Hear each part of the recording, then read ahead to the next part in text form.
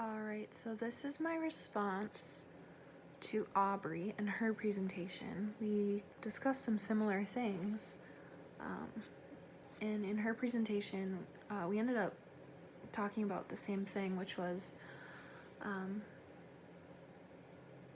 the insecurity and kind of marginalization that technology and media has created with LGBTQ plus communities.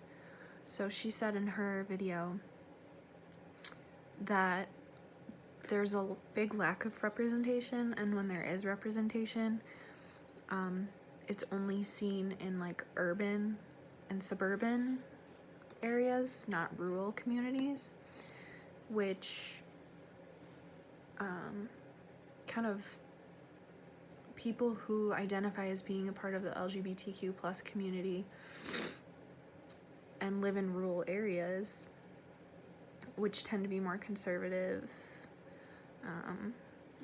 old school values, I guess you could say. So they're probably in a place where they don't already feel maybe totally accepted, and then they see representation of LGBTQ plus, but it's still not a representation of them. It's this whole group's being left out that's a part of this community. So I really like that you brought that up, and you articulated that really well. You probably articulated that better than I just did. And then I didn't bring this up in mine, but you brought up the Trump campaign and how that kind of targeted.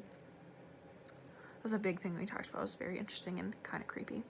But you talked about how that kind of like was targeting people, and definitely would agree. I guess one thing I could say is,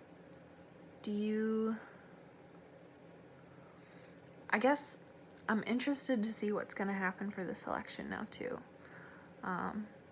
Is the Trump campaign going to do that again? Are both of them going to do that again? Are neither of them going to do it? Personally, I think both of them will do it. Because now that there's this knowledge out, and we've advanced even since 2016, so I'm really interested to see what's going to happen. It's pretty crazy.